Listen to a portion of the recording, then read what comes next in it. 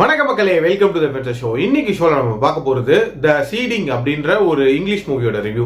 இந்த படம் பாத்தீங்கன்னா புக் மை ஷோ ஸ்ட்ரீமிங் ஆப்ல அவைலபிளா இருக்கு, தமிழ் டப்பிங்லயுமே அவைலபிளா இருக்கு. இந்த படம் ஒரு பாலைவனத்தில் இருக்கக்கூடிய கொடூரமான மனிதர்களை மையமா வச்சு அமைக்கப்பட்ட படம் அப்படின்னு சொல்லலாம். அந்த பாலைவனத்துக்கு போட்டோகிராஃபிக்காக போகக்கூடிய ஒரு போட்டோகிராஃபர் தான் விண்டம். இவர் அங்க சோலார் எக்லிப்ஸை படம் பிடிக்கலாம் அப்படின்ற மாதிரி போயிருப்பாரு. போன இடத்துல அங்க ஒரு சின்ன பையன் வந்து இவரோட பாத்தை வந்து டிஸ்டர்ப் பண்ணி விட்டுருவான்.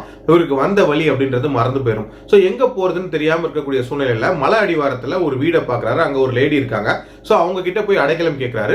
அவங்களும் ஒரு நைட்டுக்கு அடைக்கலம் தராங்க. அதுக்கப்புறம் அடுத்த நாள் எஸ்கேப் ஆகணும்னு இவர் நினைக்கிறாரு. ஆனா எஸ்கேப் ஆகவே முடியல. அப்படி எஸ்கேப் ஆகணும்னு இவர் ஏதாவது முயற்சி எடுத்தாலும் அங்க இருக்கக்கூடிய பசங்க, அந்த கொடூரமான பசங்க இருக்காங்களா, அவங்க வந்து இந்த முயற்சியை தடுத்துட்டே இருக்காங்க. சோ இவரோட பர்பஸ் எதுக்காக இவங்களுக்கு தேவைப்படுது, எதுக்காக அந்த முயற்சிகளை தடுக்கிறாங்க, அண்ட் டுவர்ட்ஸ் தி எண்ட் இவர் எஸ்கேப் ஆனாரா இல்லையா அப்படின்ற மாதிரி நிறைய விஷயங்களை சொல்லக்கூடிய ஒரு படம் தான் இந்த படம். எனக்கு இந்த படத்துல பிடிச்ச விஷயம் அப்படின்றது இந்த படத்தோட ஓப்பனிங் சீன் அப்படின்னே சொல்லலாம். அதாவது இது கொடூரமான மனிதர்களை மையமா வச்சு எடுக்கப்பட்ட படம் அப்படின்றத சிம்பாலிக்கா ரெப்ரசென்ட் பண்ற மாதிரி ஸ்டார்டிங்லேயே ஒரு சின்ன குழந்தை வந்து மனித விரலை சாப்பிட்ற மாதிரியான ஒரு சீன் இருக்கும்.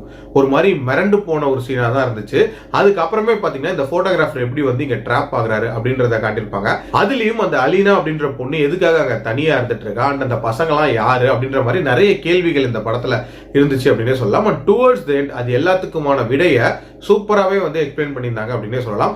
அதுவும் டு பி கண்டினியூட் அப்படின்ற மாதிரியான ஒரு மோட்ல முடிச்சிருப்பாங்க. அதுவுமே அல்டிமேட்டா இருந்துச்சு. ஆல்சோ இந்த படத்துக்கு த சீடிங் அப்படின்ற அந்த டைட்டில் பயங்கர ஆப்டான டைட்டில் அப்படின்னே சொல்லலாம். ஒரு விதை மாதிரி எதுக்காக இவரை யூஸ் பண்ணணும்னு நினைக்கிறாங்க அப்படின்றதுமே சூப்பரா வந்து எக்ஸ்பிளைன் பண்ணியிருப்பாங்க. அதே மாதிரி இந்த படம் டெக்னிக்கலி சூப்பரா இருந்துச்சு. நிறைய ஷார்ட்ஸ் ரொம்ப சூப்பரா எடுக்கப்பட்டிருந்துச்சு அப்படின்னே சொல்லலாம். அண்ட் லொகேஷனுமே ஒரு விதமான பஞ்சத்தில் அடிப்பட்ட லொகேஷன் அப்படின்றத தெளிவா உணர்த்துற மாதிரியான ஒரு விஷயமா இருந்துச்சு. டியூரேஷன் வைஸ் பாத்தீங்க அப்படின்னா ஒரு less than 2 hours மூவி தான். ஒரு குயிக் வாட்சாவே பார்த்துடலாம். இந்த படத்துல பிரச்சனை அப்படின்னா கண்டிப்பா இந்த படத்தோட பேஸ் தான். ரொம்ப ரொம்ப ஸ்லோவா நகரக்கூடிய ஒரு படமா இருக்கு. இன்னுமே கொஞ்சம் பேசப் பண்ணி இந்த கதையை சொல்லியிருந்திருக்கலாம் அப்படின்னு தோணுச்சு.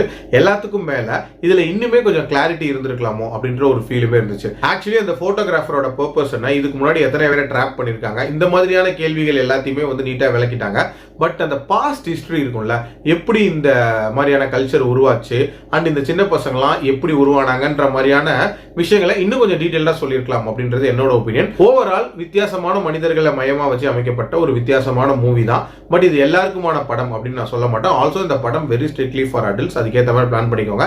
என்னோட ரேட்டிங் இந்த படத்துக்கு 3 out of 5. மீண்டும் அடுத்த விமர்சனத்தில் சந்திக்கிறேன். நன்றி, வணக்கம்.